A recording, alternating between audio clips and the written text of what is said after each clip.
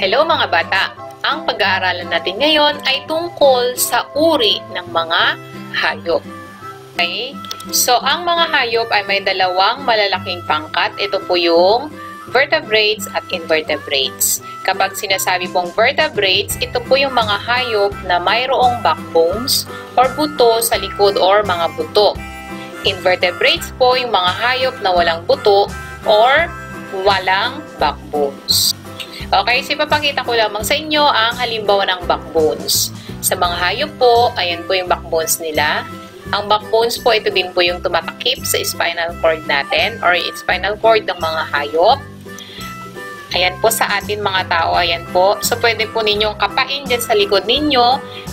Okay, so yung nakakapa nyo po dyan sa may bandang gitna, yung buto po dyan mula sa leeg hanggang dito sa ating bandang ibaba ng ating bewang, ayan po ang tinatawag na backbone. Okay, so sa mga isda din po, ayan po. At sa iba't ibang uri ng hayop or vertebrates. Okay, so ayan po. Okay, so ang mga hayop po ay napangkat sa dalawa or malalaking pangkat or uri. Ito yung vertebrates at invertebrates. Okay, so ano nga ba ang vertebrates? Ito po yung mga may buto or backbone at invertebrates po yung mga walang buto. Okay, so ang vertebrates po ay nahati sa dalawa. Ito po yung mga warm-blooded at cold-blooded. Ang warm-blooded po ay yung mga hayop po na hindi po nagbabago ang temperatura ng kanilang katawan kahit malamig man or mainit. Okay, so yung temperatura ng katawan nila ay ganun pa rin. Yung cold-blooded naman po, ito po yung nagbabago po ang temperatura ng kanilang katawan. Kapag po ang kapaligiran po ay mainit, iinit po ang katawan nila. Yung kapag malamig naman, magbabago po yung temperatura ng kanilang katawan. Okay, so ang warm-blooded po ay nahati po sa dalawa. Ito yung mammals at birds. Ang mammals po, ito po yung mga hayop na natatakpan po ng mga buhok or fur in English. Okay? So, kagaya po ng mga baka at kambing at marami pa pong iba. Kaya po sila tinawag na mammals kasi po nagpapadede po sila, parang yung mga from the word mama. Okay? So, nagpapadede po sa kanilang mga anak or meron po din po silang mga gatas. Yung birds naman po ay yung mga hayop na mayroong balahibo or feather.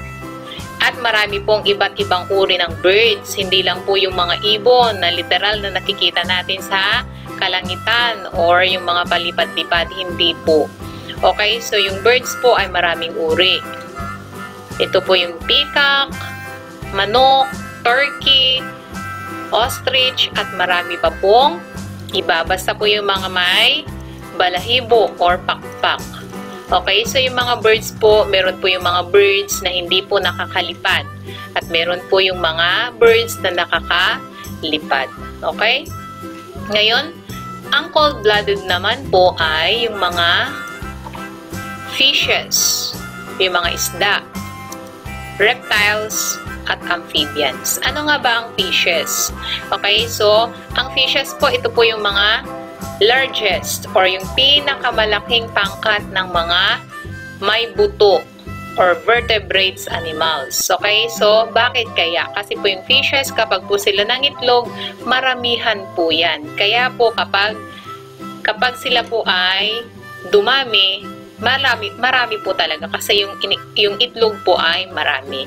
Okay, so mabilis lang po silang dumami, in short.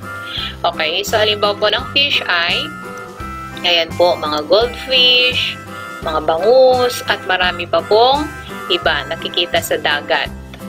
Okay, yung reptiles naman, ito po yung mga kagaya po ng mga turtles, tortoise, lizards, crocodiles, alligators, at snakes. Okay, so ayan po ang halimbawa ng mga reptiles. Ayan. Okay. So, ang amphibians din naman po Ito po yung mga parehong nabubuhay sa lupa at tubig. Kagaya ng palaka, mga lizards or mga bayawak, at marami pa pong iba. Ngayon, ang invertebrates or yung mga walang backbones or buto ay nahati po sa dalawa. Ito po yung mga mayroong legs or paa at yung mga walang paa. At yung syempre yung mga may paa ay kagaya ng mga insekto.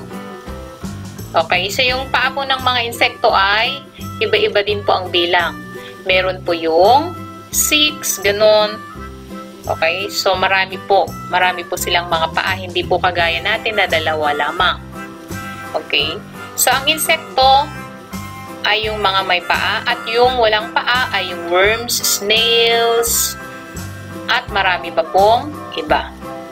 Okay, isang insekto kagaya po ng mga iyan, ipis, lamok, langgam, spider. Okay, so nakikita nyo po marami po silang mga legs or paa.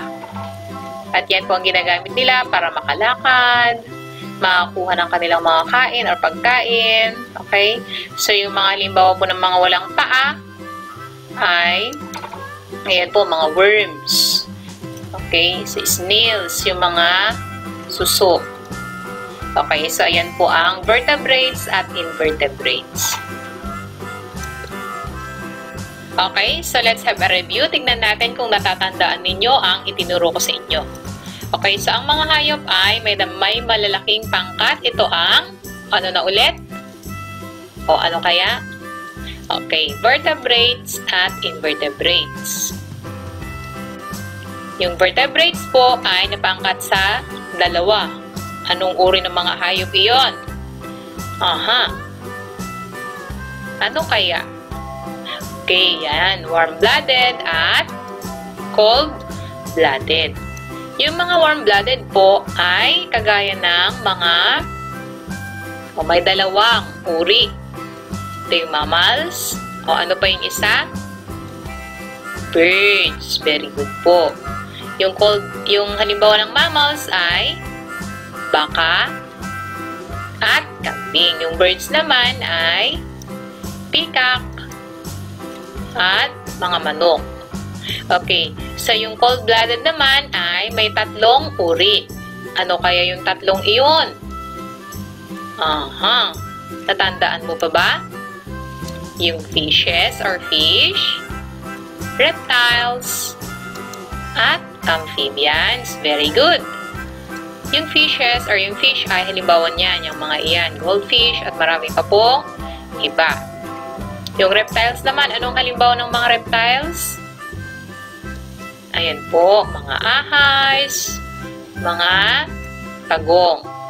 At halimbawa naman ng amphibians. Ano po yung halimbawa ng amphibians? Ito po ang palaka, mga bayawak, salamanders, at marami pa pong iba. Okay, so i-review din natin. Ano ba ang invertebrates ulit? Ito po yung mga walang backbones or buto. Okay, so halimbawa ng backbones ay yung invertebrates ay napangkat po sa dalawa pala. Okay, so ito yung mga may legs or paa at walang paa. Yung mga may paa po ay kagaya ng insekto. At yung mga walang paa ay kagaya ng worms, snails, at marami pa pong iba. Okay, so ayan po ang halimbawa ng mga insekto. Ano na ulit yung mga halimbawa? Okay, so ayan po, nakikita nyo po yung mga ipis, lamok. Okay, so ang mga ito po ay nakikita natin kahit saan. Kahit sa sulok ng mundo or lugar. Okay, yung mga worms po, yung mga walang paa ay ayan, bulate sa lupa. Nakikita sa lupa. Okay, so ayan po yung iba't ibang uri ng hayop or pangkat po ng mga hayop.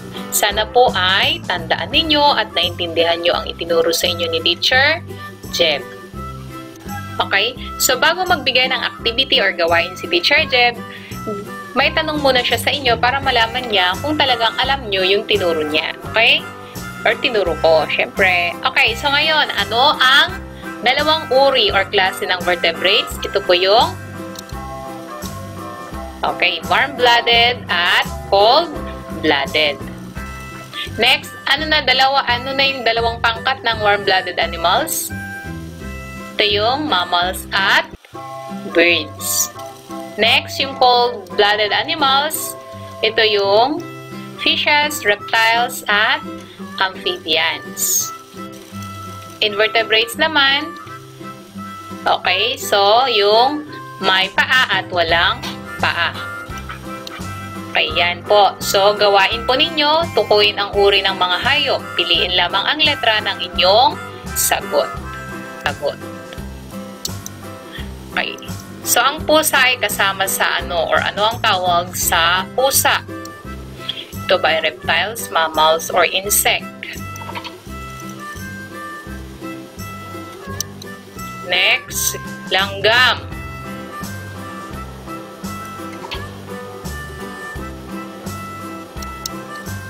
Next, turkey.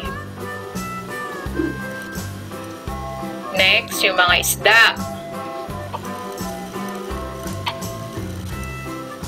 Next, mga palaka.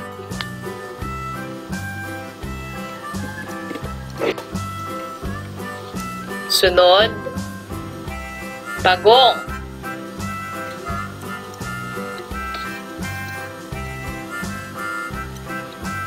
Okay.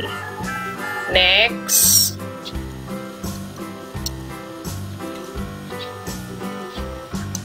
so tukuyin lamang ninyo, piliin lang ninyo yung mga letra ng inyong sagot habang pinapakita ko yung mga pictures. Okay, ayan. Anong uri ng mga hayop yan? Okay, so ngayon naman, ang gagawin ninyo, tukuyin lamang kung ito ba ay vertebrates, invertebrates, or none of the above. Wala sa nabanggit. Okay? So, ano kaya? Yung suso, vertebrates ba siya? Invertebrates?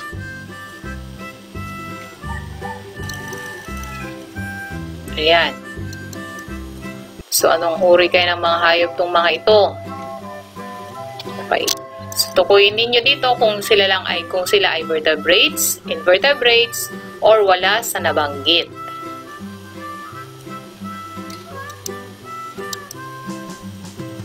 Ayan. Hey God! Nakakatakot yan. Next. Ayan. Ano kaya yan? Vertebrates, invertebrates, or wala sa nabanggit? None of the above. Ayan.